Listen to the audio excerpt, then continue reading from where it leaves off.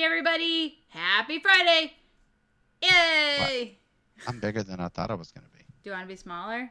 I just wanted to be just a little bitty thing, but you could do with whatever. I need to get myself centered in the camera. I don't know where you want to go. Now I just got to center myself in the camera. I don't know. He's never seen himself before. He doesn't know what to do. Well, I'm used to being just a little icon in the corner on my but screen. I mean, I have a huge screen, and it's just me right now, so there's not much else to see but our smiling faces. But it's pretty and rainbow. It's true. How's everybody Plus, doing? they want to see all the games. They don't want to see some old white dude in the corner. They want to see the games. All right, but I don't have any games. What are we going to do all day? We're just talking about games. You always show your new games. Yeah, I have some. I have a few that we're gonna show. That's what I'm saying. They want to show they want to see the I'll game. make you even smaller when that happens. But I still have a list of games to talk about because I talk about the games that I play during the week. I talk about all the games I write about in the blog, and what's going on. So, Justin says hi, Michael. I know. I said hi. She says hi on there. Yeah, we have a new community challenge going on right now. So if you want to submit some channel points and see a game played, it's Trajan versus Shipyard. And then we also have a cooperative community challenge going on right now, a cooperative game night, where Michael and I will just play a whole bunch of co-ops. I have my ideas for what we could play for that. So if that gets funded, it would be cool. It's like Trajan, clearly. I don't know. Both games Michael needs to play eventually. I do need to play both of them. So we'll see what happens with that. Habitats on Sunday. That was the first challenge that was successful, thanks to awesome channel point submissions from everybody. I still need to play Habitats. Do you want to play it? Do you want to learn on the stream, or do you want to play it before? That's the question. Either. I think you could handle it live if we didn't get the chance to play it this weekend, but we might have time this weekend to try it. So it's pretty fast. It's easy enough. And you've played the other ones that are similar, like Nova Luna. It's very similar. Yeah. Justin's like, Trajan boo, Feld boo. What? Shipyard is not Feld. Then vote for Shipyard, Justin. Bah, boo, boo, boo. Come on. I love Feld. I love Feld games. I have most of them on my shelf. Michael still needs to play, like, most Feld games. So, all in good time, right? Right? Yep.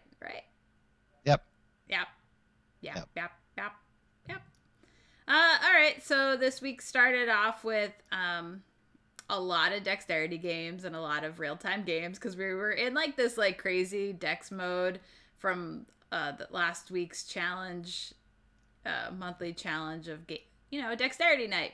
And so we continued it on through Sunday. So we played like 8 or 9 more games on Sunday on the live stream. So that was a lot of fun. I really had a good time with that dexterity challenge, that dexterity night. Yeah, that was a blast. Yeah, it was a lot of fun. And so in the blog on Monday, I had Pakal. Now, we had a bunch of real-time games also that didn't make the dexterity cut, but then we ended up having like a real-time night almost on Wednesday night streaming. And so Pakal was one of those games. And Pakal is like this little like speed puzzly type game where you're, those little puzzles where you move the squares one at a time to try and make the pretty picture. This time you're trying to reveal different icons underneath the tiles to try and create the pattern that you're going for. And then you quickly grab the token that will advance you along the path. And you're just trying to get through the finish line first. And it ramps up in difficulty as you do well. So it's fairly interesting. I think it's a really cool game. I don't think I've played something like it. I think there are other games out there like it, but I haven't played anything like it. I think it holds its own. I do think it will probably get a little old if you play it too much. So there's that. But I think it's unique enough to try it at least, and see if you like it. I think Michael ended up liking it a little bit, but he can tell us. It's okay. It's all right. All right. Yeah. I do fine. think some of the other games we in the real time universe ended up being a little bit better for us, but I for sure like Pakal and happy we got to try it. One other game that we played on Wednesday as well was Cupcake Academy. And this is a real-time puzzle cooperative experience where, like the Russian dolls, you stack the dolls, but this is like cupcake tins, like cupcake containers. And so all like the little one at the bottom, and then the medium, and then up until the large. So there's 5 different sizes, and you're frantically trying to move around these like cupcake like cups, and you might need the help of your neighbors and trying to move things around. And it's ultimately a time challenge because you have a timer going and you're trying to get through all these different like patterns, and it's like nonstop crazy. And for real time like puzzly type game, this works really well for me. I think it could be fun with any number of people. I don't really think it gets old because you can always ramp up the difficulty. I mean, I thought we were going to be really good because our first game we played with like 14 cards and we had like 30 seconds to spare. And we're like, this is easy. We got this. And so I made it a little bit harder and did 16 cards on stream, and we like failed pretty easy. It's pretty bad. We ended up with 2 cards left over. So we did not do as great as I was expecting us to do. But that was because we had a few difficult cards back to back, which like opposite each other. You might get lucky with the flip of the cards. We're like, oh, not much changes. But then we had like total opposite cards back to back. And we're like, oh my God, we have to redo everything. And so that slows you down. So it's really interesting. Oh, there you go. Dr. Sign contributed to Trajan. Nice. Love that. We got 2 new community challenges going on. Thanks for joining us today. And yeah. So I liked Cupcake Academy. Any words from producer Mike over there? Producer Mike. Oh my goodness. Michael. No. No, it was fine. Michael. I think that randomness does have a lot to play into it, because if you get 2 challenges where you can, back to back, where you can move 1 red cup and boom, you've got it, then that's going to be a lot easier than having to unpack all of your stuff and transfer most of your stuff to the other player card. So yeah, absolutely. Yeah, I like that one. Also in the blog on Monday, I had a write-up on Harry Potter Strike, and it pretty much revealed my true feelings on the game, which is not for me so much. It's highly based on luck of the dice. Ultimately, I liked it better than regular Strike just because of the spells that are happening in the game, and yeah, it's not dexterity. Whatever. We started dexterity night with Harry Potter Strike. Don't be mad at me. It's on the line.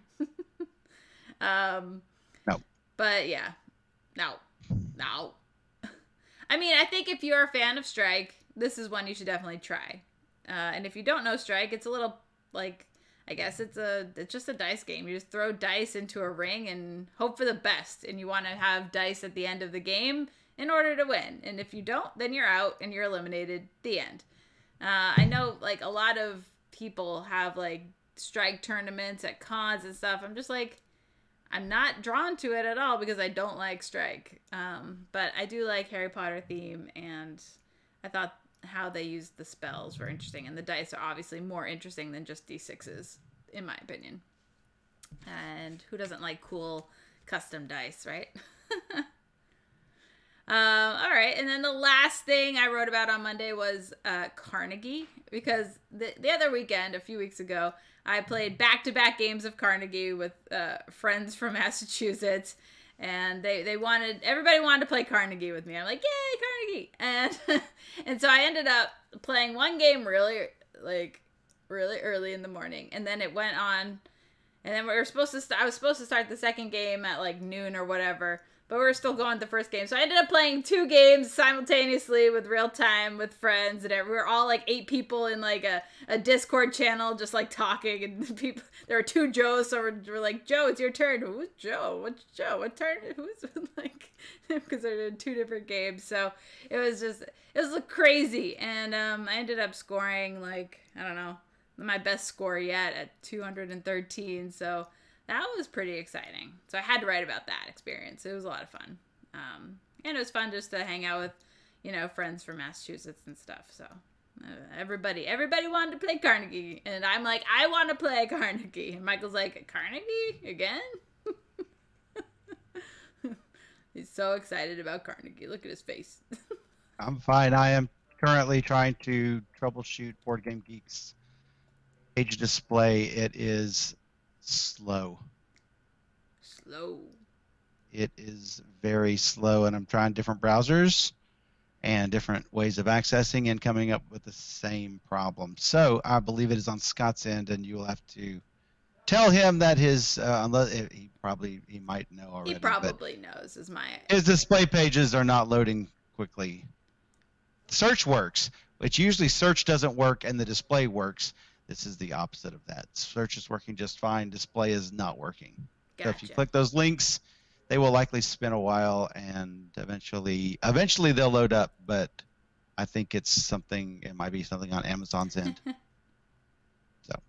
Yeah, probably. It'll probably clear up, as soon as we're done here. No, of course, no.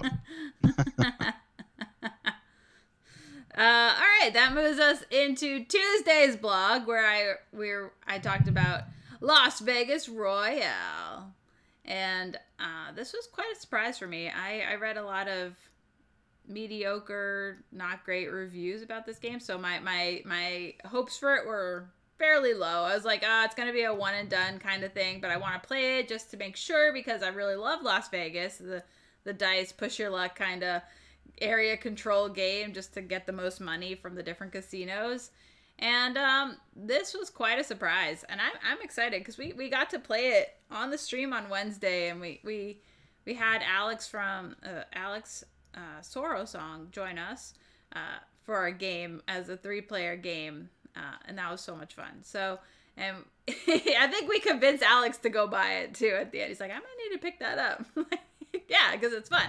I really like the mini games. There's like these new mini games that are added, and they offer a whole lot more risk and reward, I guess you could say. Like, this is what I really like. So that's something I really like because I always will push my luck. Like, if there's a cool offering down in the like 1-2 area, even though it's lesser dollar amount for that casino, I still want to play the mini game.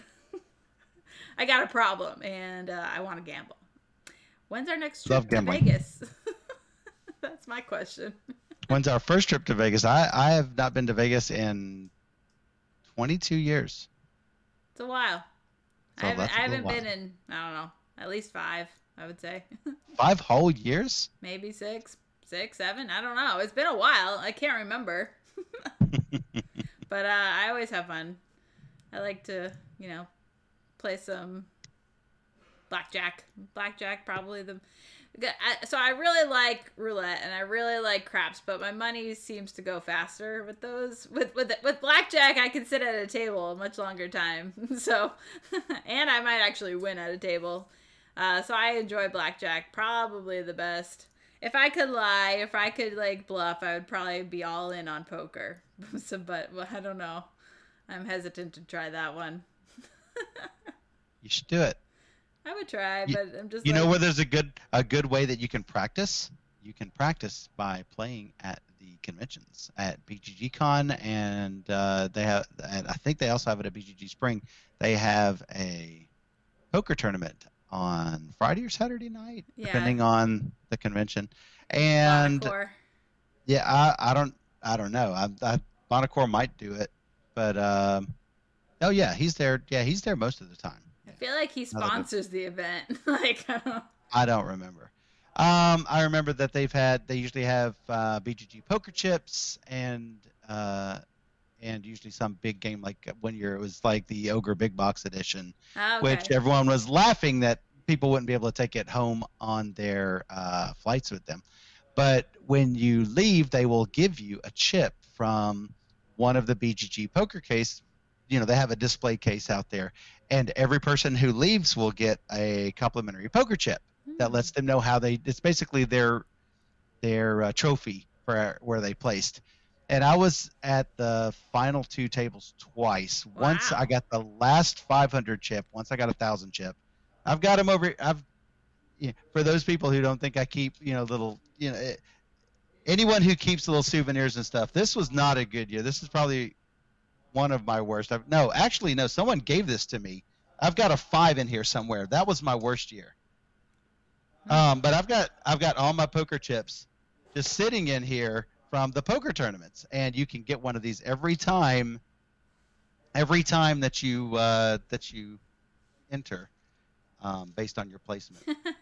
Well, that seems pretty cool. I would try it for sure. Oh, it's so much fun, and everyone talks, and then they'll come. Sometimes they'll come by and split up the tables, and sometimes they'll combine tables, and I mean you know it's really a blast. But Now, like if you're there is some out luck in like in the it. first table, are you just done for the whole tournament? Yes, yeah. If you lose all your chips, you are done. Where's the rest of my chip? I know I've got like 6 or 7 poker chips from entering the tournament. Well, that's cool. So I'm a fairly good poker player, um, but yeah, and I try to make it so you can't. The key is not how well you can bluff. The key is this. Uh, so like, let's say you're not good at bluffing. All you have to do is be really careful with your cards and not bluff, and then bluff just once. People will say, "Oh, that's Steph. She's not bluffing." All it takes is that one time to knock somebody right off the table. Yeah, it seems tricky. Um, that's the point. That's why it is not just a lot of people say, "Oh yeah, poker is just a look-based card No, game." it's No, not it's though. it's You completely there's like not. so many like situations. It's like blackjack. You have to know when you should actually raise and when you should like stay and when you should Well, I fold. mean, so like there's a song about it. You got to know when to hold them, Right. know when to fold them. Yeah. But that's just it. Like I don't know what cards warrant what, and like I don't know. I kind of know when to bet on blackjack and know what's good and know what to do in those situations because I've been playing blackjack for a while, but I have no idea about poker. And I know there's like a whole like sequence of things you should know and do and this and that and percentages and everything. So, but it is something that I'm interested in trying anyway. So maybe BGG Con whenever that will happen next. So yeah, um, that's yeah. I played with Saturday night groups and stuff. We would play poker all night. We'd all throw like $20 in the pot, and somebody would walk away with there'd be like 3 winners, and it's how all do you have casual. 3 winners? That's what I don't understand. First, second, and third.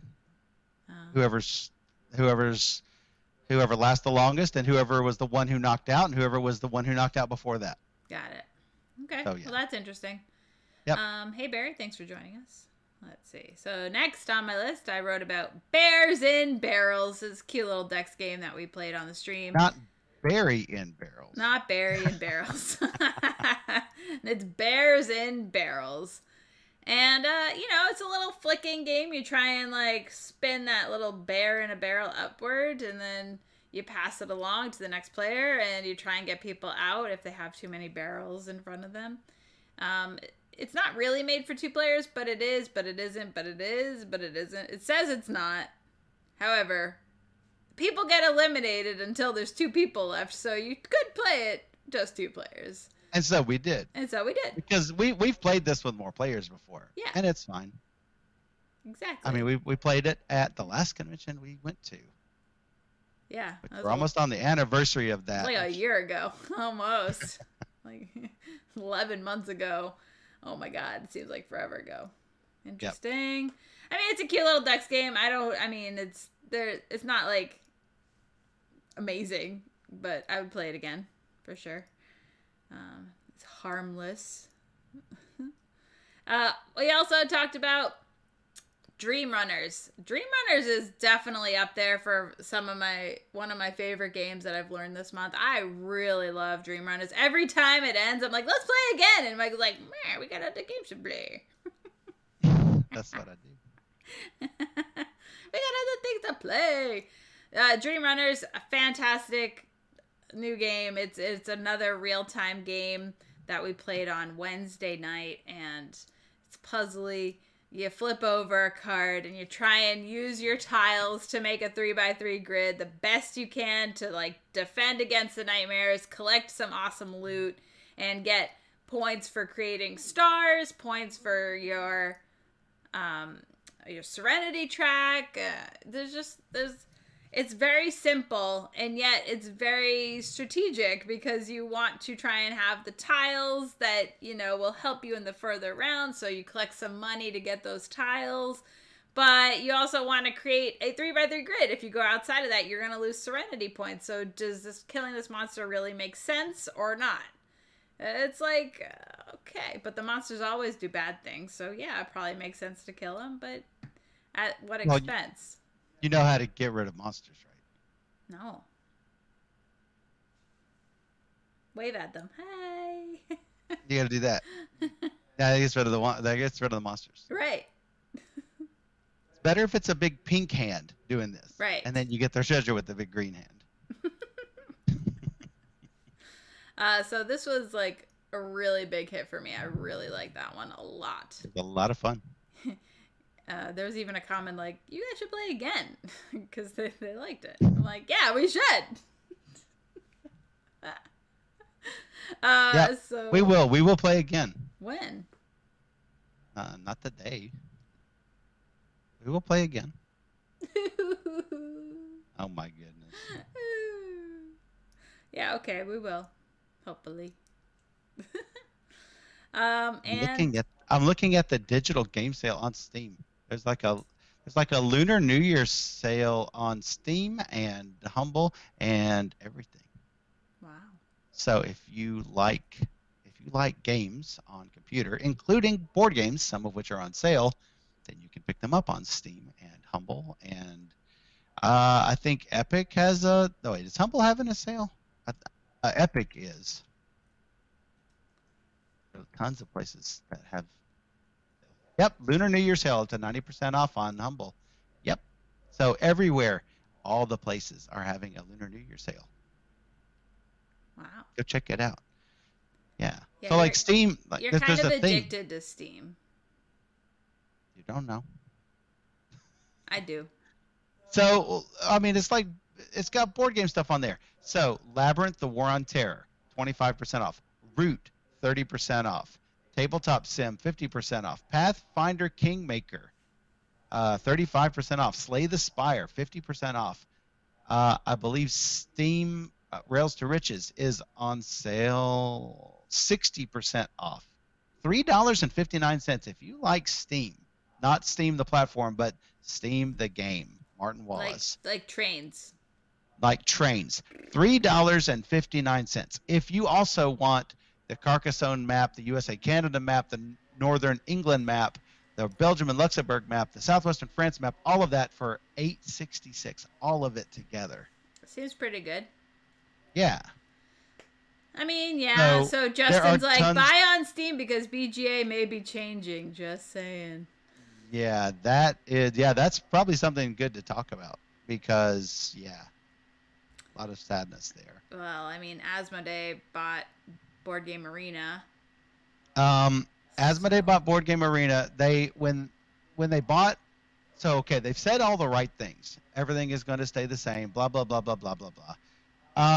But they said the same sort of good things when they bought Fantasy Flight, and then they started closing product lines, and they eliminated the Fantasy Flight forums. All of the fact stuff that on Fantasy Flight that was not already on BGG, fortunately most of it was, all of it gone. I mean, they didn't keep it up as an archive. They just got rid of it. No, Okay, so most of us game publishers, we have a very, very friendly relationship with one another. I like Bonacor, he likes me. I like Chad, he likes me. That sort of thing. We all have a really friendly relationship with one another. Asmodee seems actively hostile, so I don't want to think it's going to go downhill. I fear that it will, and I've currently got a premium subscription there, and it all depends on them whether I keep it or not. As a small publisher, granted, I can't have warehouse on BGA as much as I would want to. Right. The small publishers who do have games on BGA, they are actively giving, putting their games on a platform that is giving one of their hostile competitors money. Do you do it or do you not? Uh, I don't know. That's a hard call. Yeah. I want to like Asmodee, but they have no interaction. That's when you go to Tabletopia. Until they buy Tabletopia and Wow. Tabletop Simulator and all of those other platforms. You just wait. Oh, I don't discount that. I mean, it could happen. It probably will happen. It's just yeah. I think if you mention Bonacor a third time, you might appear, or maybe you need to be looking at a mirror. I need to be wearing a red shirt. That's right. That's right. Turn around 3 times. Mm-hmm. Yeah, so we'll just see what happens. I mean, I'll continue to use BGA. It has a lot of games I really like on there, and coming. I'm one of the old school people who used to use Vassal.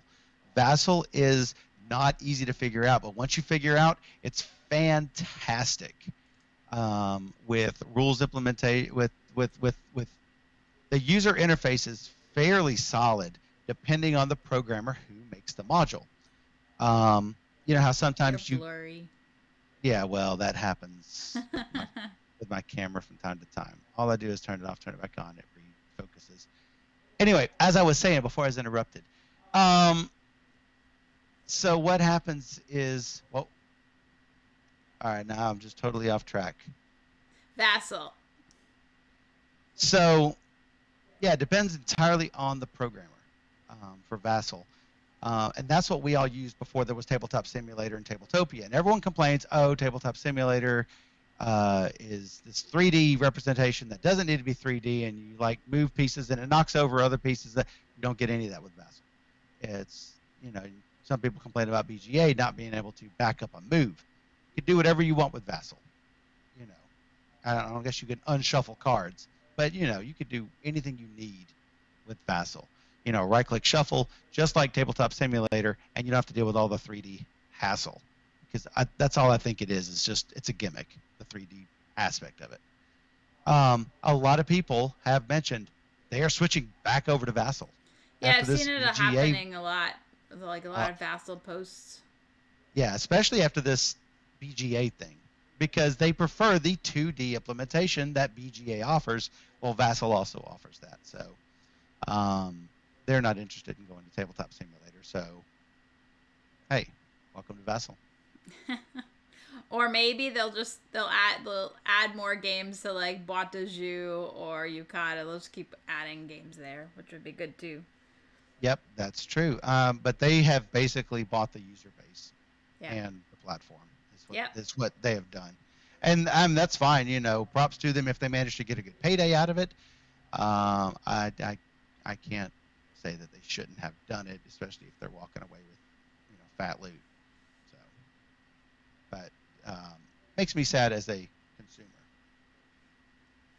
I know a lot of people don't like the no replacement part policy that Asmodee has created. Yeah, that is frustrating. Someone said that people need to take BGA back to the store where they bought it from and have them give them, if you have problems with BGA, they don't offer support anymore. You just have to take it back to the store you got it from. So yeah, I'm sad. Yeah. It was surprising to hear that. They can prove me wrong. So that's hopefully it's fine. I did say Gingopolis was coming, right? So that will be good. Yep. Have you Um, played it as alpha? Nobody. I don't know any other alpha status. Me. Well, you don't want to. We could just play it in real life. We can, but I'm asking you if you played it in alpha. I have not. Because, yeah. Hey, Derek, welcome. All right. I had one more game that I wrote about on Wednesday, and that is Sagani. And then I learned it with you, Michael, and then I went off and taught Dan, Derek, and Shrey how to play. Immediately And taught them. I like it's like we cleaned it up, and then I went on the computer. I'm like, we're playing this, and then we played it right then and there. And, You know why? It's that good. It is. It is that good, and I really, really like this game. It's the same like category as Nova Luna. It's not the same game at all, but you are placing tiles in your own personal grid, and you're trying to fulfill the requirements of the tiles that you're placing. So it has that kind of similarity. But in this game, you are drafting these tiles from the lineup of tiles, and then placing them in your tableau. And then what's interesting about this game is that it might have a blue arrow pointing this way. So your tile's here, but any blue tile in the lineup of that line will count towards fulfilling the conditions. So it might be on a diagonal. It might be just north, south, east, west. So anywhere along the line. And that's what makes it different than Habitats or Nova Luna, is that you don't have to worry about the adjacency or, doubling up on blue so you can have a bigger clump of blue to meet other requirements for other tiles adjacent to it. And I think this really works well. And I actually think I like it above any of the games. Even at 4 players, it was a little bit of a cutthroat. No, you can't really plan as well as 2-player, but I still really like this game. I think one of the most interesting mechanics on this game is that the more arrows that come out of a tile, the more little discs you have to put on a tile, and the more victory points it's worth. But those little discs you have a limited amount of. And if you run out of those discs, then you start running into some big problems, and you have to place something somewhere. So, and that can cause you to have even more problems, which can cause a cascade effect. So I think the balancing of placing those discs to get the high point tiles, and getting rid of those tiles getting rid of those discs quickly enough. I think that's a really solid balance. Yeah, Barry in the chat says, this one's so good. No red discs. I'm like, yeah, so, red okay. discs bad. Red discs are bad, negative 2 points, but I believe that those discs get added to your pool, so you don't have to pay for them again if you run it into problems. I don't know. I would check on the Geek, but it's really slow getting to the game pages. In any case, we are planning to play this on Sunday along with Habitats and probably Renature. I think that would be a good night of games. Oh, hey, thanks for following right in my face. Hawthorne Poetry. Thank you. How many followers are you up to? I'm at 47. I need 3 more followers. Oh. How many do you have? I should check. 745. Yeah, I was like, I'm getting close to 750, I think. Yes. You will not be able to discard these cacophony discs once you have taken them, but you can use them as sound discs until the end of the game. So you're essentially buying an extra disc for 2 points, but then it gets added to your supply so you can reuse them. So I think that's a really good mechanic, because I got caught in a really bad situation the other day. And I had like 3 red discs. I'm like, thank God I could still use them, because I was like needing them. So I think with Habitats and Renature and Sagani, I think we'll have a good, like, kind of like abstract tile placement game, Michael. That'll be a good night of games. I am glad you're not calling it Renature. So I know, I'm trying really hard to remember to call it Renature, because in my mind it's Renature. So yeah, there's a lot of interesting decisions in Renature. It's fairly cutthroat at 2 players. It So is. I it was works. feeling I was feeling it. I was like, oh man, Michael's gonna destroy me. And you didn't beat me by that much, but it really felt like you were gonna like absolutely just kill me by like double my points. Like I was feeling beat down that game. But I think now that you've played, I think now you would do a far better job. I don't know. I mean, so you're also at the mercy of your tiles because you only get 3 tiles every round that you're looking at to place. So there's only so many options that you have in that game. But you didn't know that everything scored again at the everything scored. Yeah, that's true. I would have tried for more majorities and. So yeah, I think that you would have played a little bit better. Yeah, I think so. I think so. So now I kind of know things. I know things. Renature, if you aren't familiar with it, is a like almost like a domino placement tile game where you're lining up like the owl next to the owl. However, there is one wild animal that will be anything. So it's really great if you can find the tiles with the wild animal because then you're like free to do whatever you want basically. And then it's the only game where a butterfly is a wild animal. Yeah. Yeah, I didn't have any. You had like a million butterflies. I did not. But every time you place a domino, you can place one of your, like, shrubberies, your bush, your grassland, your tree, or whatever, next to that tile. It's like a turf, a bush, a pine, and a oak or something? Mm. Yeah, it's oak tree. Yeah, yep, it's an oak that's tree. exactly what it is.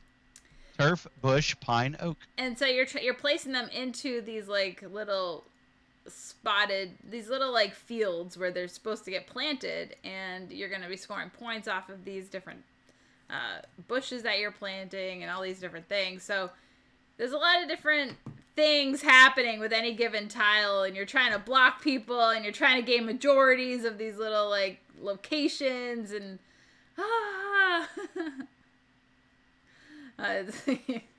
it's always mean.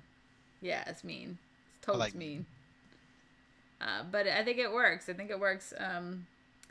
It doesn't really feel like a Kramer and Kiesling game. It doesn't, but that's okay. All right. So we'll be showing that Sunday. Justin says ecology and nature are always mean. Well, yeah, survival of the fittest, right? So yeah. Soul Survivor. He's right. All right, and then I'm going to go talk about the Friday games, which Michael hasn't played any of them, so he'll just nod his head and be like, yep, she's right. That's what I'm here for. The first game I talked about on Friday was Monasterium. Let's see if you can find that on the Geek. I can find it. Oh, I can find it. Yeah, Michael knows how to spell. Monasterium was awful. I really hated it. It's like really. So you're training novices, building stained glass windows, and fulfilling special monastery missions?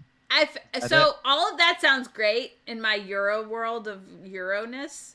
And the dice drafting. Euro world of Euro-ness. I love Euro games. So all that, like, the game sounds awesome from the description, in my opinion. And the actual gameplay just really didn't work for me at all.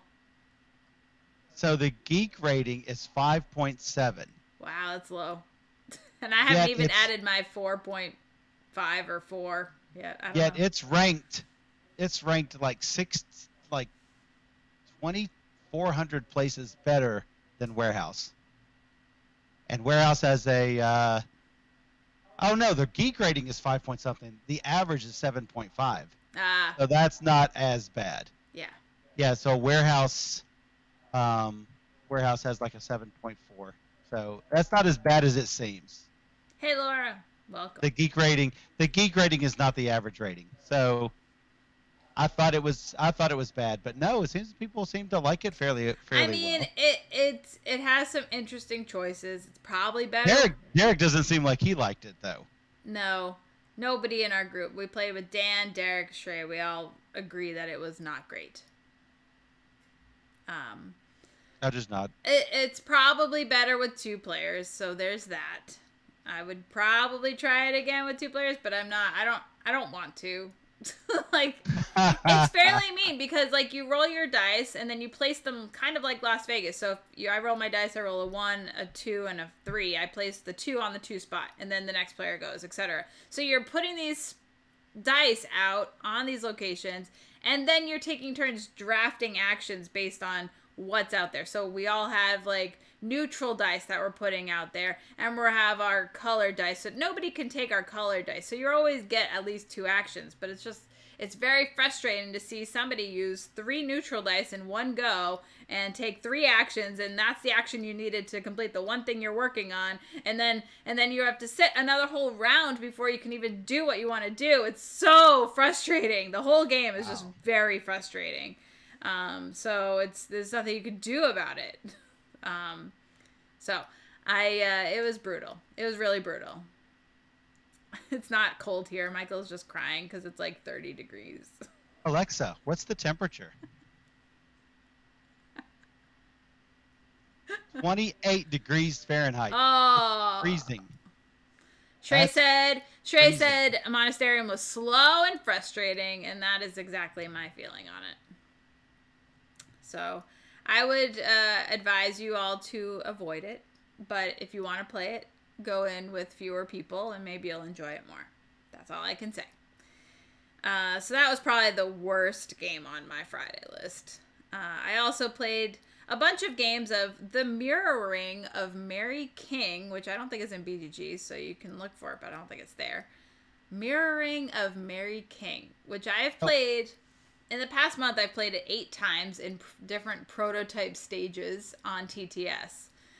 So the publisher, Devious Weasel, contacted me. He's like, do you want to try this 2-player game? I don't know why he decided to contact me, but that was nice of him. And I'm like, sure, I'll try it, whatever. And so it's been through multiple stages. And so now he's getting ready for production, and he doesn't do Kickstarter or anything. So, I could finally talk about the game. What? Why? I don't know why he doesn't do Kickstarter. Ridiculous.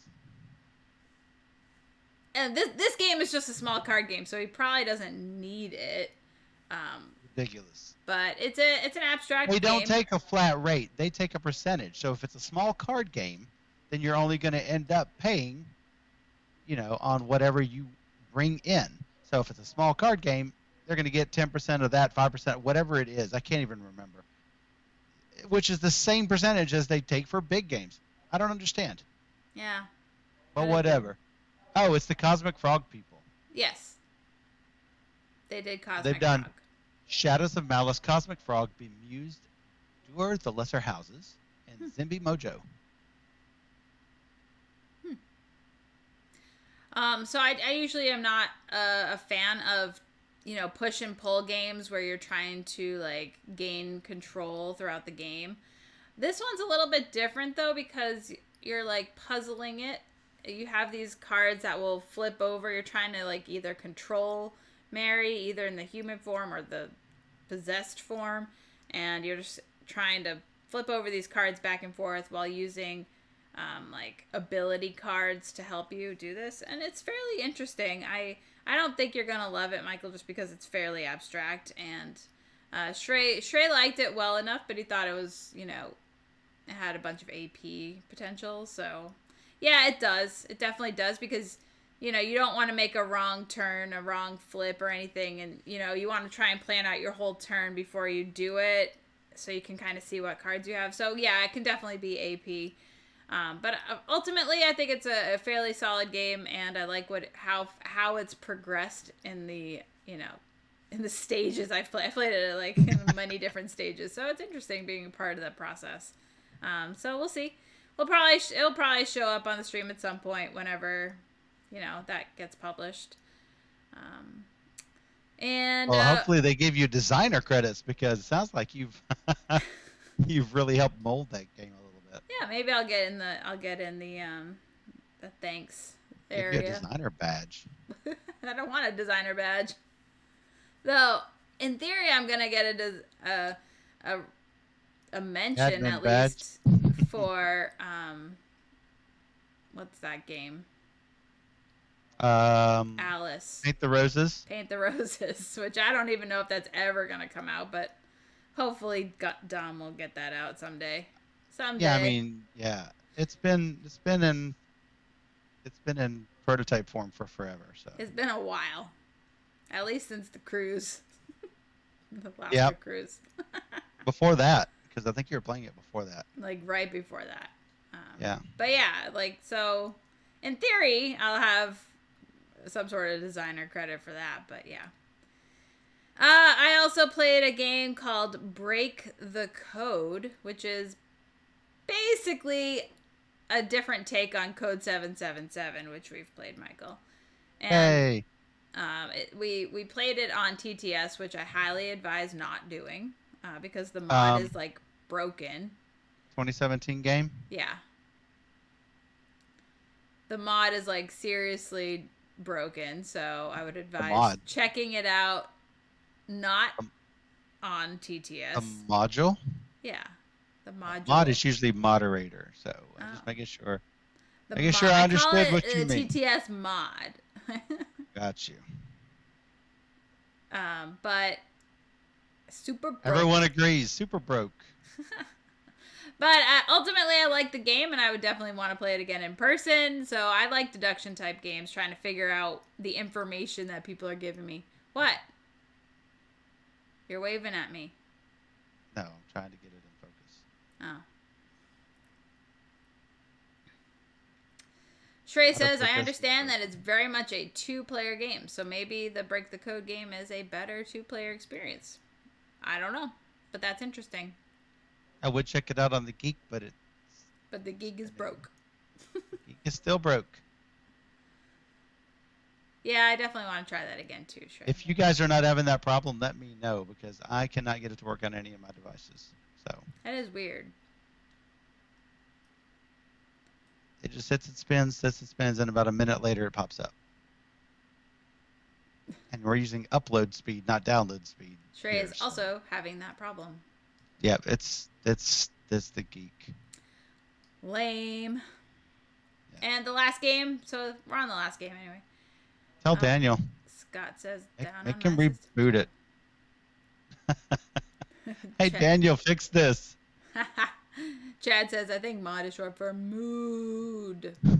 Mod. I think it's mood. No, that's clearly a short O. Mood.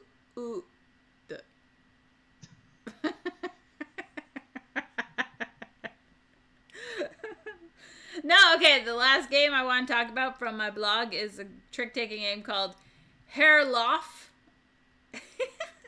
Herrlof. I don't know. I didn't even know. I mean, so we played it. It has a lot of weird, powers. So like the nine's power is that you pass the lead off to the next player. The three's power is that you can draw a card from the deck and then discard a card from your hand. The one's power is you steal a card from another player. It's like so many random chaotic things happening in this game. And then there are these neutral cards that you can play at any time, which is honestly the reason why I had so much fun, was because there's an explosion card where you just blow up the trick, and I just blew up Dan's trick every time I could. Dan, blow it up. He thinks he's winning? No, blow it up. So I made him lose wicked hard because the first thing you do in the round is predict how many tricks you're gonna take. So I'll be like, blow up Dan's cards, blow up Dan's cards. All one word. Yeah. That's what I did not know. Hair loss? No, it's not hair loss. It's Herrloff. Herrlof. Yeah, that, like that. I thought you were saying HERR space, new word, LOF. No, it's one word. Sorry, I didn't realize. Herrloff. But like some German. So it was really funny just to mess with Dan. I was blowing up his cards all over the place. And I ended up winning just because I was betting really low for my tricks. I'm like, I'm not going to win any of these tricks. And then if you make your bid, you get 10 extra points. So I was doing fairly well with that. Because I'm like, I have these 3 9s, but I'm not going to win them. So I'm not gonna win these tricks. They're not gonna let me. Dan's loss, our gain. Exactly. Shrey says Airloft is also a game which is supposed to be played with 2 players, or maybe best with 2 players. So, yeah, I would try it again. I don't think that it's like a strong trick taker, but I would play it again for sure. The artwork was okay, but the actual numbers on the cards were annoying and really hard to read on the screen. I'm like, oh, there's a number in there. I didn't even see that number. So this was played on Board Game Arena. It's really bad if you can't read the number 1 or 7. If you can't tell the difference between any numbers, or I didn't even know there were numbers on the cards at first. I had to like look really hard. I'm like, this is not great art. But the actual pictures on the cards were fine, but the display of the numbers was very poor, especially for a card game. That's all you really need is the number. And so, like, you don't need anything else but a clear number on the card. Bye, Laura. Have a good stream. I'll probably raid you in a minute. Whatever. Chad says it's being worked on. That's fantastic. It's being worked on. Oh, okay. On BGG. Gotcha. Well, that's all the games that I wrote about in the blogs today. But I did get a few games in this week that I will talk about.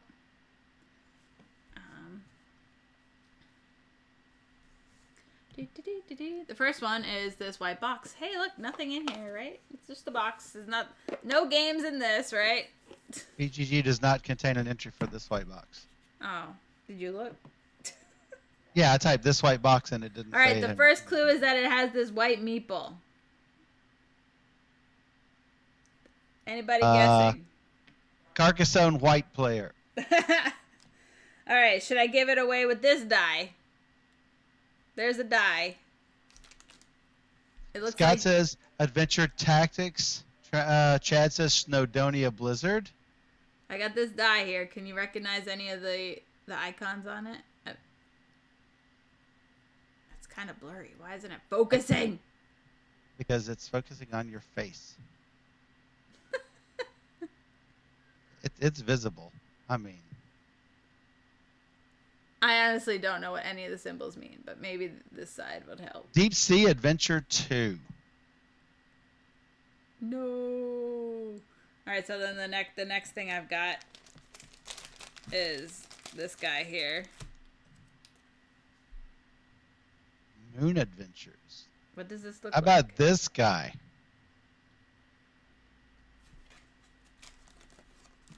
And then I got this.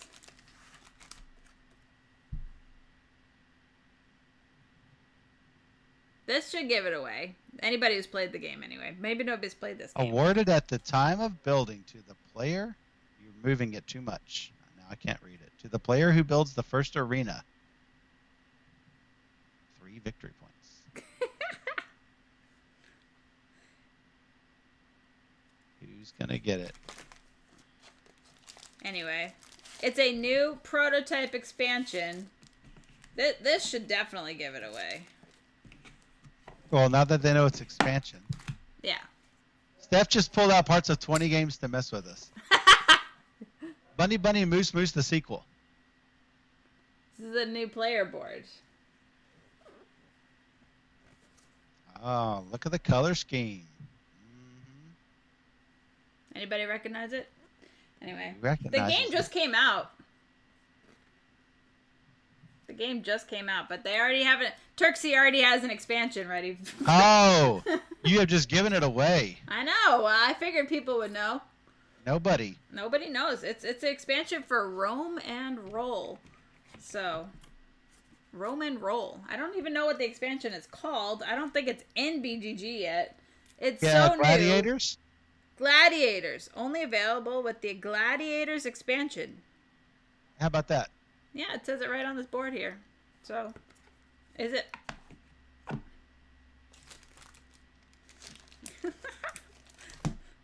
So that will, I'll be checking that out sometime soon. So that's cool. I'm wondering, Michael, with the stack of new games, if I should go with like the worst to the best. Like, we got some really bad games in the stack here. Let me tell you. I think there's one that you should not put on there at all, so I can talk about it without fear of traumatizing that designer or stigmatizing his game. Well, so why can't you talk about it right now? I can, but it is just that bad. It is that bad. I even wrote to him. I didn't get a response though. Yeah. I mean, if you want to display it, that's fine. I mean, there's no links to it anywhere, and it's not even really If it's not in BGG, then yeah, it's fine. You could show it. Okay, I'm gonna show it, but there's and then we're gonna talk about it. To say. There's not a lot to say. There's some to say. I gotta move my stack of games. Yeah, you are wiggling. I'm shaking it so bad. The king of Zing. All right. Yeah, make sure. Yeah, put it. Yeah, I'm in the way. Totally in the way. Oh, jeez. Should back up. Yeah. So, the first thing, yeah, it's like Chad said, "Oh Jesus."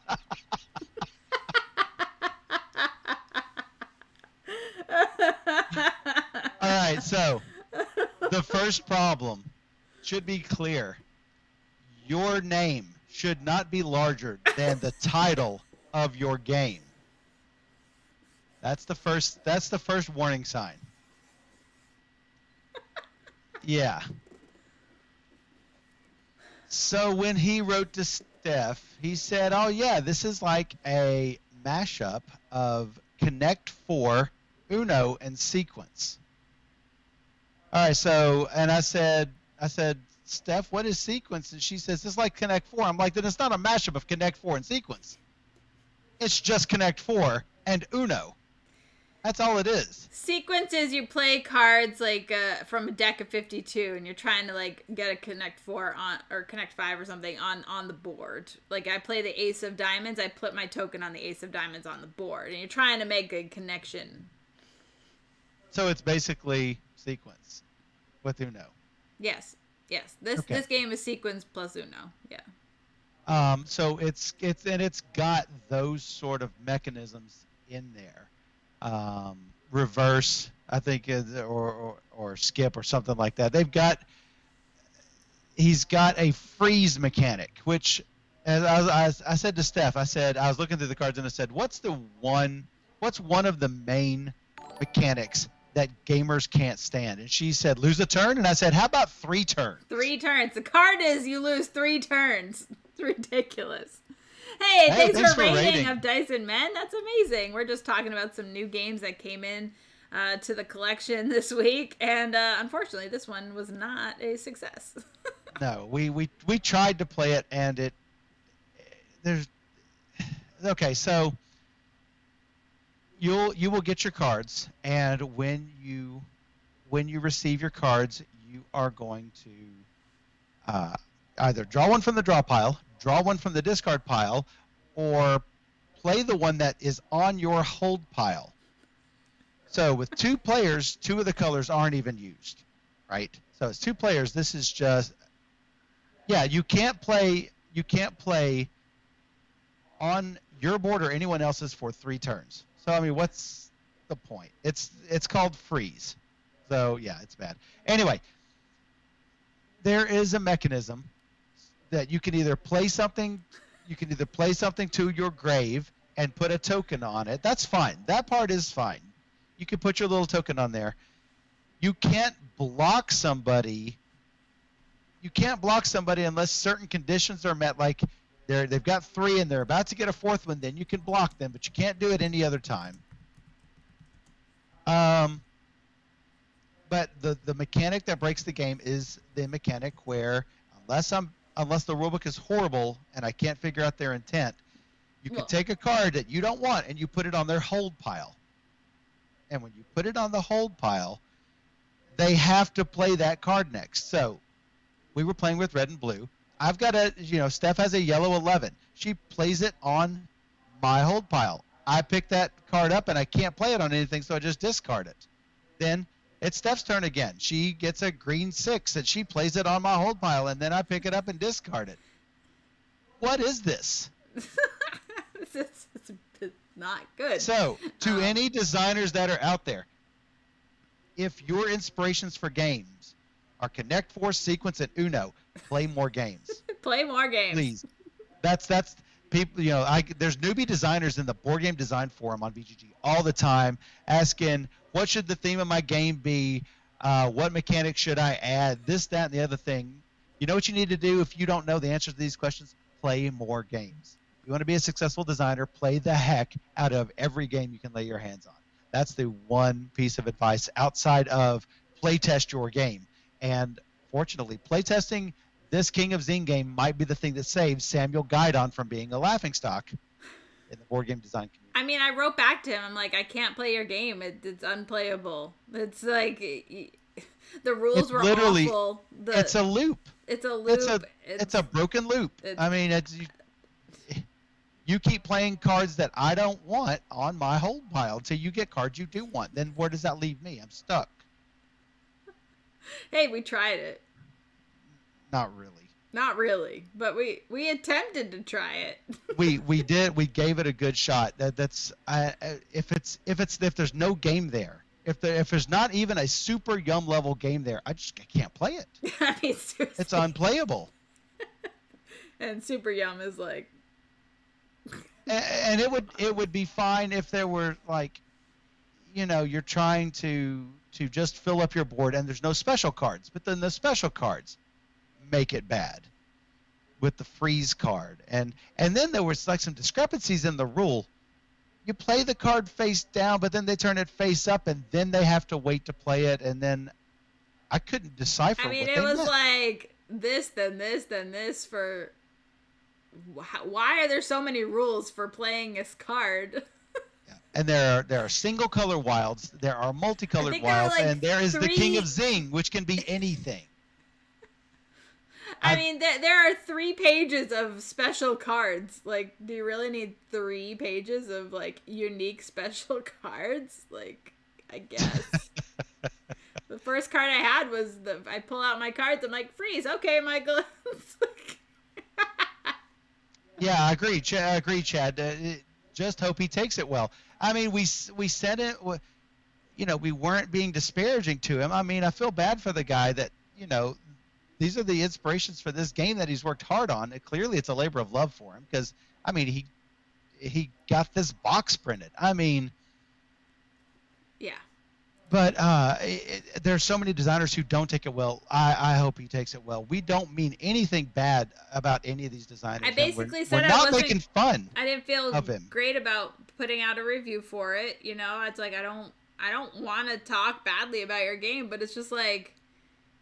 It's got problems. Yeah, and like I said, I don't hate the guy. I mean, I have nothing against him at all. But this is not a good game, and I'm not making fun of him. But he needs to play more games. I don't know if he follows my Twitch channel. He contacted me via email. I have no idea how he got my email, so it's probably just from my website. Maybe he found it. I have no idea. So Scott says, Scuff area, roll a die and buy property you land on. Well, at least there's no strategy there, but there are people who do play Monopoly with a strategy of, hey, let everything go to auction. And that's fine. I thought everything was, like in the real rules, everything is supposed to go to auction. Only if the person decides he doesn't want to buy it. And people prolong the game of Monopoly by putting money on free parking. They think, oh, well, no, it's fine. It makes it not a neutral space. It makes it a good space. That prolongs the game because then you can't run people out of money. That's the point of Monopoly. That's why it takes forever. People play the game wrong. Now, yeah. I am by no means a Monopoly fan. I don't play it anymore because there's so many good games with good strategy out there. That's not just a roll and move, but yeah. This is not as good as Monopoly. Because Monopoly has a rule set. I rate Monopoly like what, a 4 or something. I don't think Monopoly's bad.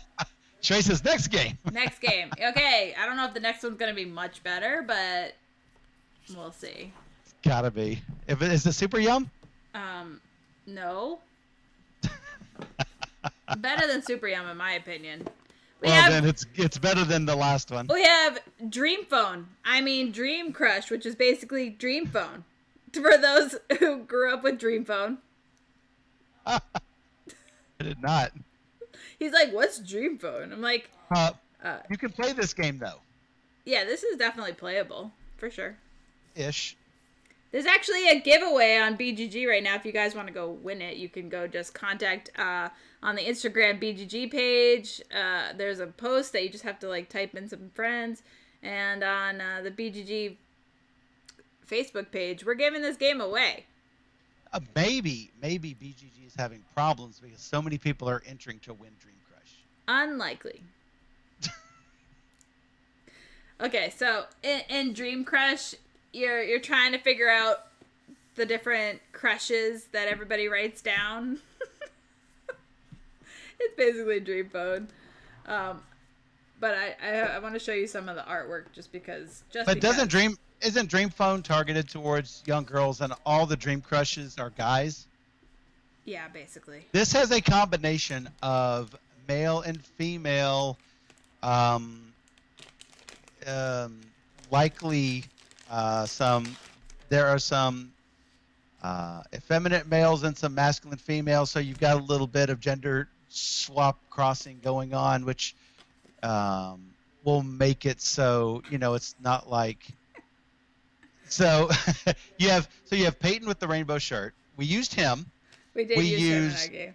We used Elijah Wood. Elijah Wood. I mean, he's definitely Elijah Wood. So, like, I don't know if Mondo Games has a connection to Elijah Wood or something, but I don't.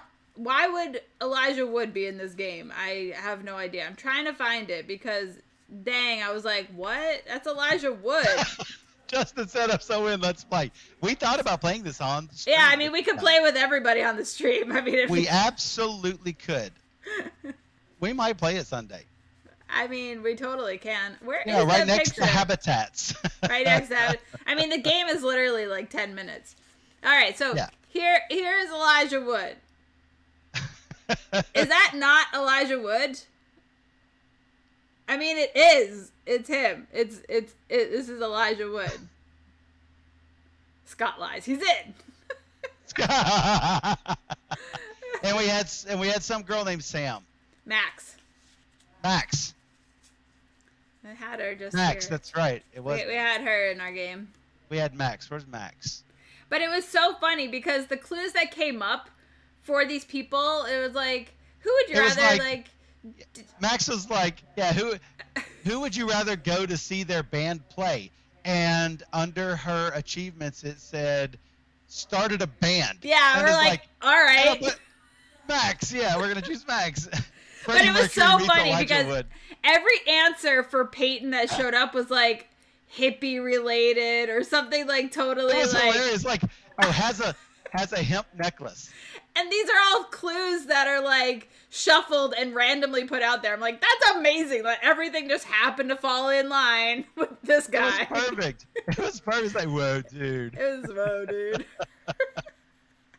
And it was like so good. So I mean, there's tons of people, and yeah, it's like that's like the kid at the junior high prom date. There's one guy that's in there twice. So, I mean, yeah, so it's not that you're going to go out on a date with these people. Some of them actually say you would let them babysit your dog. Look at this guy. And so a girl wouldn't feel bad about saying, if she's a straight girl, she wouldn't be, it wouldn't be weird for her to say, yeah, that's my crush, or for a guy to say that about a guy, if that's your chosen crush. It wouldn't feel weird for or for a gay guy to say that about a woman or whatever. You know what I'm saying? Yeah, there we go. Filmmaker. You can. Tie-dye dude is Chris Pratt matched with the alien conspiracy guy. Oh my goodness. Ray gun? Is he holding a ray gun? Wait. Ray gun. No, he's holding a video camera. No. Well, you took it off. It looks like a ray gun.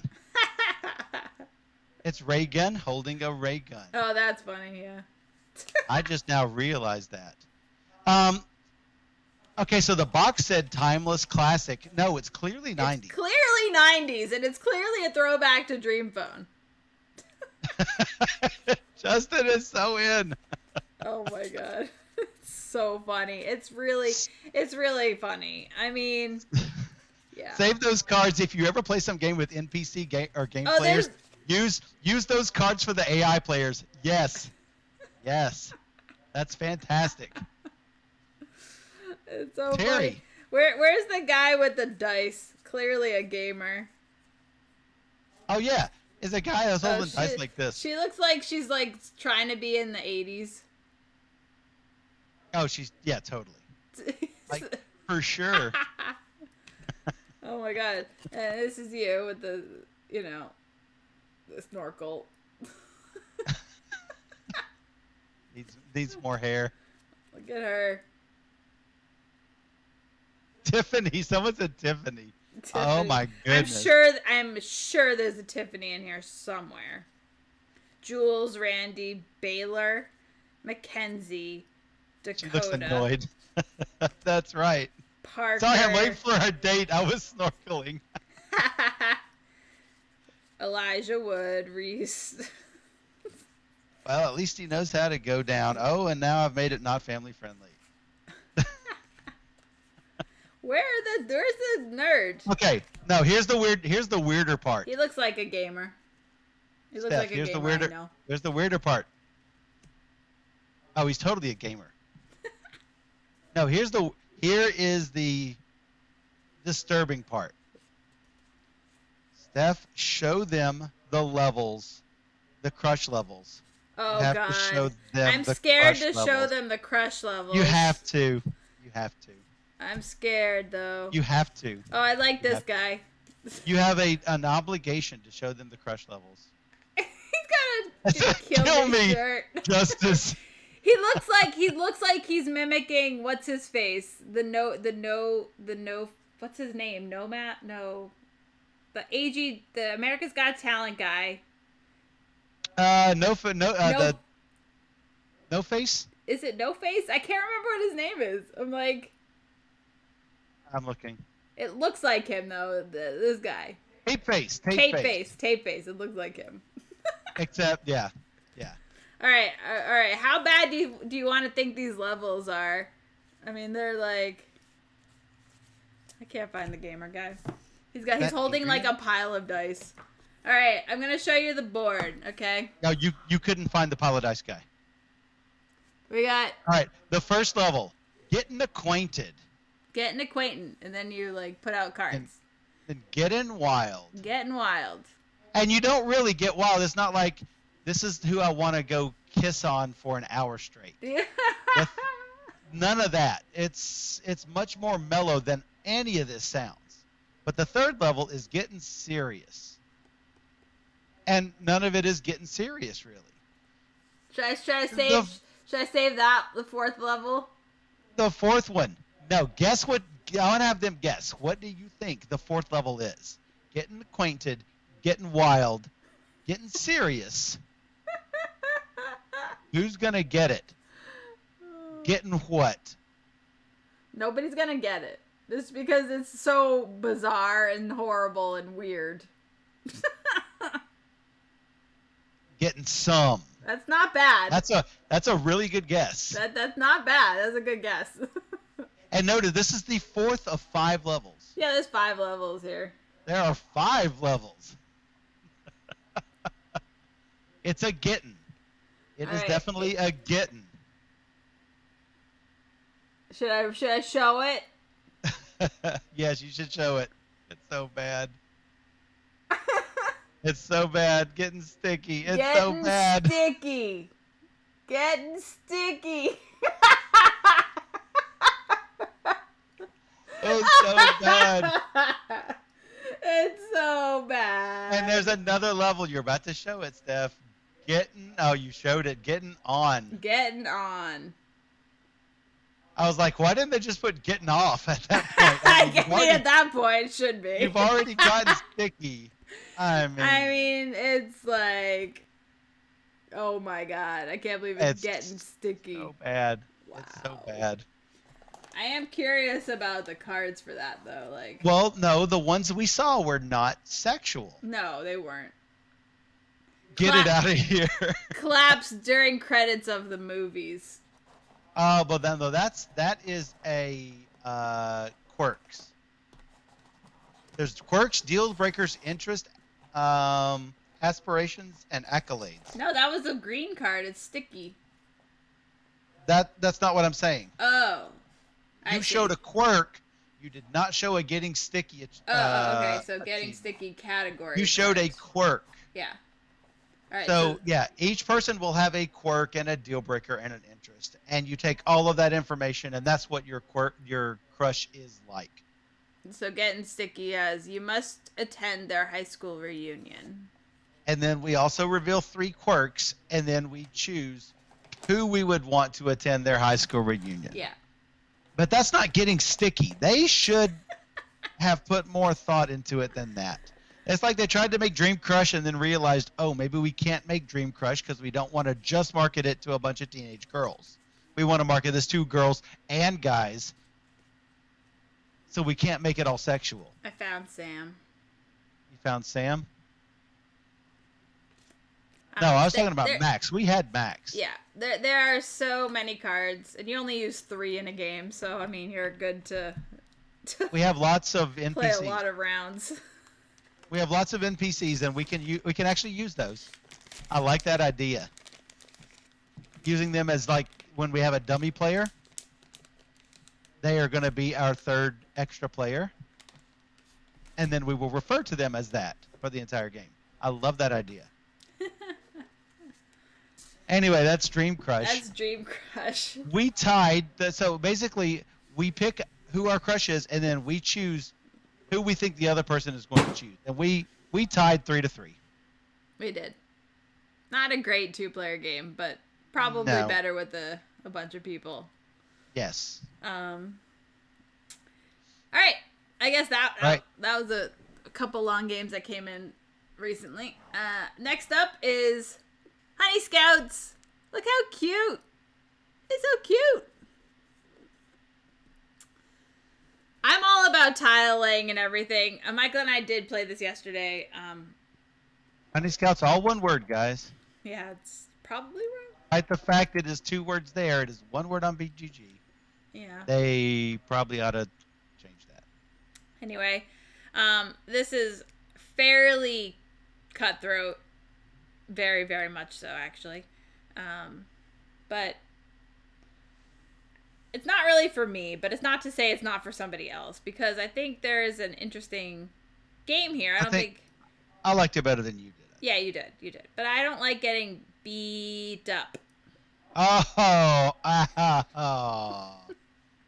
I got beat up. But yeah, I think it might be better with more players. I felt like it was a bit long overall. Okay, so the thing that you didn't like, I think is also a not good mechanic, are the battle cards. What you do is you've got 6 different colored sets of cards, and in a 2-player game you've got 3 Bs of each color.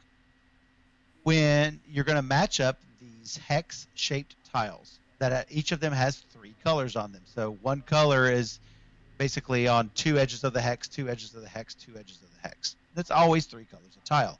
You're going to put this somewhere on the grid, and if you match up a side, color to color, you're going to get the top card, which is visible, of that color. Might be better if they were face down, but no, everything is face up, open information, unless a special card says otherwise. Then I take that card into my hand, and that becomes a memory game. If you can make a complete hex, then can get a B. Well, here's the thing. Whenever there's a battle, then you basically choose one card blind of that color, and no, not blind. You choose a card of that color, and then the other player has to follow suit if possible. And whoever wins gets a B of that color from the other player. But what if that player doesn't have a B? Well, basically, you've just lost a card for nothing. But I ended up taking all of Steph's Bs from her over the course of the game. I kept drawing battle tiles. I always had 2 battle tiles in my hand the whole time. And you didn't want a battle. I don't want to play them because I knew I was going to lose. Because I had a lot of the low-numbered cards. But I also didn't want to put them back in the bag, which there is a mechanic for that. But I also don't want you to draw them and just basically run out my hand of cards. Run out your B stack. So yeah. Getting a hex is more difficult to get, but getting the cards, I think, is more valuable, regardless of what the rules say. There is what they call the pro level of the game, where you don't get just one B, you get all the Bs from all the players. That's ridiculous. I'm sorry. I think that's broken. He's like, you should play the pro level. I'm like, nah. No, it's worse. It would have exacerbated the problem. Yeah, so because at the end of the game, I had like a quarter of the deck, and Steph had 4 cards. I had nothing. Bs. I had no Bs. I had no cards. I had nothing. Yeah. So it's a lot of. It was rough. I don't like getting Bs and collecting things that are just going to be taken from me. And it's like, what's the point of all of her previous turns? So yeah, Belicious, Derek said. On the upside, there was another game that came from Dice Toy Labs called Indus 2500 BC.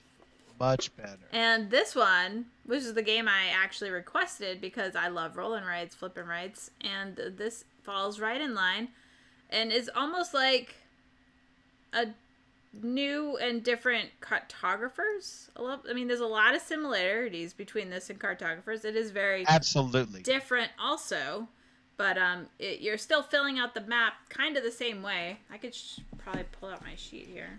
Cartographers Light is what I would call it. Here's my sheet. Yeah, this is my sheet. Derek said I am Indus. So that was my sheet at the end. Of course, Michael still kicked my butt, but he filled in almost his whole sheet. But. So you've got an upper level and a lower level. The darker area is the upper level. The lighter area is the lower level. When you draw tiles on your map, you can't cross those lines, and those things are not adjacent to one another. Yeah. So yeah. So there's a bunch of different scoring things that you'll pull out, a few different scoring cards that will trigger, and then there's a couple catastrophes that happen in the game, so you have to watch out for that, but you don't know what they're going to be. And so you're just trying to do the best you can and filling in your grid to get the most points. And I think it works fairly well. You love rolling rights, you love drafting. Yeah. And it's got both of those. Yeah, and I think that we'll show this on the stream sometime soon. Along with Dream Crush. Oh, okay. I'll move it to the couch now. Oh my goodness. It'll be like a stream. We'll have to play it the first thing because that's when Justin shows up right at the beginning of a stream. Yes. Like the first thing with whoever's there. First thing. I got one more game that came in that is arguably the one I'm most excited about. Not because I haven't played it yet, but because it looks awesome and it's all the rage right now. And can you tell by just these coins? That's not enough information, but it came with coins. And I got this awesome play mat as well, which looks beautiful. Oh, speaking of you got this awesome whatever, you got an awesome t-shirt. I don't have it here. No, you don't have it there, but you did get an awesome t-shirt from Play Lab. Dice Toy, yeah. Yeah, they sent me a gamer shirt. This says gamer with a little meatball. I was like, so cute. So I'll be wearing that whenever we play Indus for sure. Yeah. And then let's see if I can pick it up from this angle. I don't think so. It's really they don't know you because it was black. It should have been rainbow colored. Yeah, that's okay. Oh my god, this is so heavy. You can't do it. Anybody come down there and forklift it? Oh my god. Derek has guessed it. Oh my god, it's so heavy. I can't even explain how heavy it is. It's like probably 12 pounds at least. An awkward situation from a chair over here, but also the fact that I have like this like expansion as well. Ta-da. Tides of Ruin.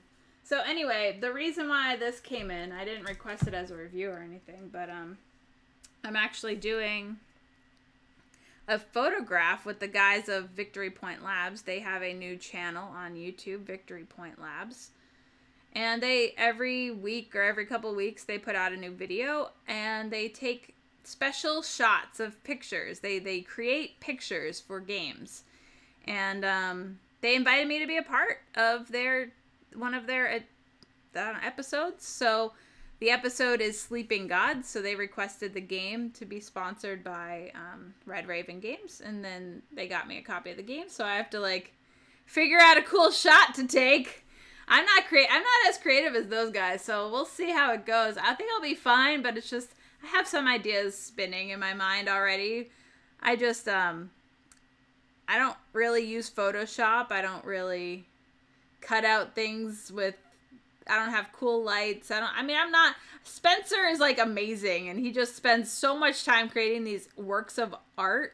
And I'm like, how do you do this? This is why I watch There's not many content creators that I watch all the time, but these guys I am always constantly watching just because they really take a lot of time and put a lot of work into their photos, and it's really impressive to see what they come up with.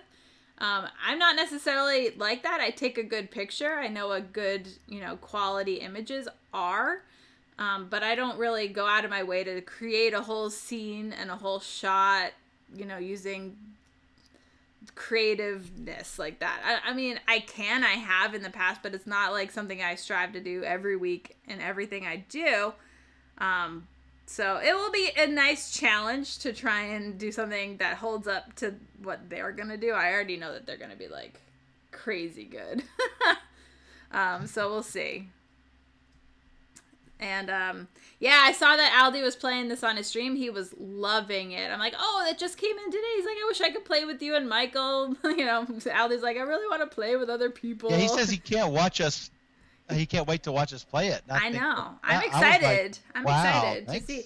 I mean, it's very much story driven. I hear it, there's a huge like map book. It kind of looks like Forgotten Waters a little bit. There's like a book, like this book inside, and like these are your characters. I have no idea, but this box is like ridiculous. So I'm excited. So I'm excited to do the challenge with the guys, and I'm excited to actually play this game because it's been all the rage. People are like, it's the best game ever!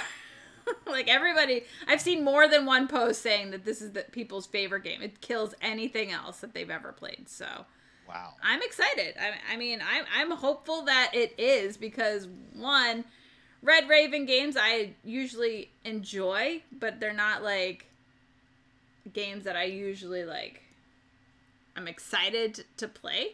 Now, I love his art. I think so Ryan Lockett does the art and the game and everything inside of it. So he's like all about his games, and that's awesome. But I actually like his artwork a little bit more than I like his game design. But, it's not to say that this is not good because it looks really cool. And based on people's responses, it makes me even more eager to try it. And I still have a few of his games on the shelf, at least one. I know I still have Islebound, so I really do like that one. And I think there's some good games. Now, I didn't love Above and Below. I just think, the story, it was just felt a little weird to me, so that one didn't work as well. But maybe this one will be that much better. So whenever we get to this one, hopefully within the next few weeks, we'll find time to play around, and then we'll show it off on the stream. And hopefully that's possible. I think it's a campaign game, but we might be able to play like the first chapter and then play it again. Like I really don't know much about it, so like we did that with my city, and you beat me the first game, but then I beat you in the second play, and you're like, well, why can't we make the first play count? No, that was Machikoro. Oh, that's right, Machikoro Legacy. That's right, which we also need. Again, we need to finish all of these Yeah, I got 2 shelves of campaign campaign games. and legacy games that we've started. So we got some work to do on those shelves. And you know what? It might be a good time because the actual review shelf is looking a little slim right now. So we'll have I did more. send you one that you should look into. What? I did send you one that you should look into. Yeah, I did. I was so I sent Steph the crowdfunding announcements page. I said, "Do you look at this?" And she says, "No, not really. Why would I need to look at it?" I'm like, "Review games." She's like, So here's the thing. It's usually better to wait until the game is actually available because nobody will remember me if the campaign is going on right now. And I'm like, hey. However, if they see your comments in the Kickstarter, they'll be like, "Oh, Steph Hodge, I know her." Maybe. I don't know. I just feel like everything gets forgotten unless you're like ask at the right time at the right moment. Oh, you are the pro at it. I will just let you do your thing. But I mean, I will look into the Vampire, the Masquerade game that you want me to. Yes. I don't know. To me, it's like Okay. whatever. They're not Vampire going to the Masquerade chapters. Yep, chapters. I contacted them via Instagram because I don't know their email. Because everyone uses Instagram.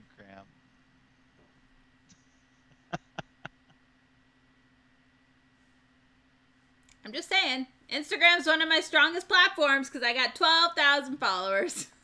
I'm not talking about you. I'm talking about them. because I take pretty pictures of games. Yeah, but you contacted them on their preferred platform or your preferred platform. If you find me an email, I will email them. See?